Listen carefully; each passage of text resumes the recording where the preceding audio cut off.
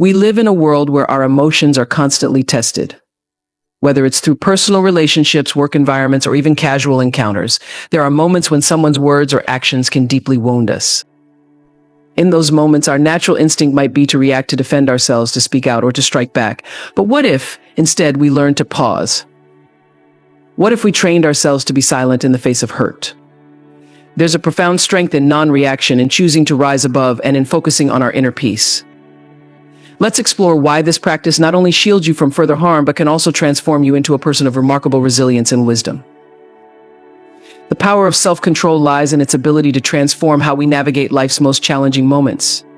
When we're hurt or provoked, our initial instinct is often to lash out, to defend ourselves with words or actions fueled by raw emotion.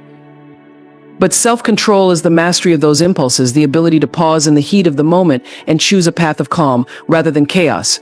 It's recognizing that we don't have to act on every feeling or thought that arises, especially when those emotions are charged with pain or anger. When you exercise self-control, you are practicing discipline over your own mind and emotions. You stop letting external circumstances or other people dictate your reactions. Instead, you take full ownership of your emotional response, ensuring that you stay in alignment with your values and principles. This power is not about suppressing emotions or pretending that everything is fine. It's about giving yourself space to breathe, think, and act with intention rather than reflex. Self-control also protects you from becoming entangled in unnecessary conflict or drama. When we react impulsively, we often escalate situations that could have been resolved through patience and thoughtfulness. By holding back, by choosing not to engage in the back and forth of negativity, you are saving your energy for what truly matters. It's the ability to rise above the immediate emotional turbulence and maintain your sense of peace, no matter what's happening around you. In this space of control, you can better evaluate the situation, understand the dynamics at play, and choose a response that serves your higher self. What self-control gives you is freedom, the freedom to live on your terms without being pulled in different directions by external forces. It helps you avoid being a puppet to other people's actions and opinions. It grants you the clarity to decide which battles are worth fighting and which are better left alone. More than anything, it empowers you to stay grounded in your truth without being swayed by the heat of the moment. Choosing response over reaction is about harnessing the power of intentionality in the way you handle difficult situations. When someone hurts or offends you, the natural tendency is to react quickly, often with words or actions that mirror the pain you're feeling. However, reactions are often impulsive, driven by raw emotion, rather than thoughtful consideration. In contrast, choosing to respond means pausing long enough to assess the situation, reflect on how you truly want to handle it, and then acting in a way that aligns with your values and long-term goals. It's the difference between allowing external circumstances to control you and taking back the power to direct your own behavior. A reaction is typically immediate, lacking in forethought, and often regrettable. It's a reflex driven by emotional triggers like anger, fear, or hurt. On the other hand, a response is deliberate. It comes from a place of control, where you have taken the time to process what's happening before deciding how to engage. This shift from reaction to response changes the energy you bring to any situation. You're no longer at the mercy of someone else's words or actions, but are instead operating from a place of strength and self-awareness. You can choose to diffuse rather than escalate, to maintain your peace rather than get entangled in emotional conflict. When you choose to respond rather than react, you're practicing emotional intelligence. You acknowledge your feelings but don't let them dictate your actions. You're thinking ahead, considering the consequences of what you say or do, and ensuring that your response serves you in the long run. It's a moment of power where you reclaim control over your emotions, maintaining your dignity and peace of mind. By taking that breath, by reflecting instead of reacting, you give yourself the gift of clarity and the space to act in a way that upholds your integrity. Protecting your peace is about safeguarding the inner tranquility that sustains you, especially in moments of chaos or confrontation. It means making a conscious decision to prioritize your mental, emotional, and spiritual well-being above all else. In a world full of distractions, negativity, and constant demands, your peace becomes your most valuable asset. It is what keeps you grounded, focused, and resilient in the face of adversity. To protect your peace, you must be selective about what and whom you allow into your life. Not every battle is worth fighting, and not every opinion is worth internalizing. When someone tries to hurt you, whether through words or actions, your peace acts as a shield. It reminds you that you are not defined by external circumstances or the behavior of others.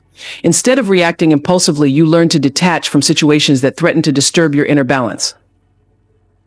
Protecting your peace also requires setting boundaries that honor your needs and values. It's about recognizing when to walk away from toxic relationships, unhealthy environments, or situations that drain your energy. It's understanding that you have the right to say no without guilt and that your well-being is worth preserving at all costs. By protecting your peace, you maintain the ability to navigate life's ups and downs with grace and clarity. You become less affected by external noise and more in tune with your own intuition and wisdom.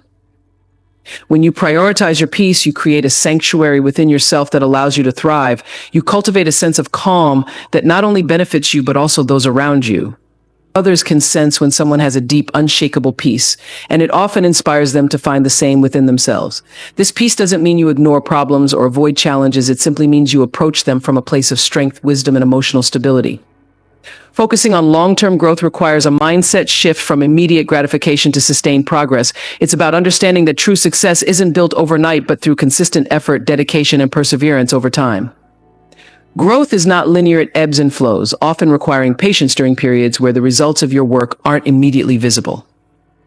In those moments, it's essential to keep your eyes on the bigger picture, trusting that the seeds you plant today will eventually bear fruit. This perspective allows you to weather challenges without losing sight of your ultimate goals. Setbacks, failures, and even pauses along the journey are all part of the process, and focusing on long-term growth helps you view these experiences as opportunities for learning and self-improvement. Rather than becoming discouraged by temporary obstacles, you embrace them as stepping stones that sharpen your skills, deepen your understanding, and prepare you for even greater achievements. Long-term growth also involves investing in yourself and your personal development. It's about continually expanding your knowledge, refining your craft, and adapting to new circumstances.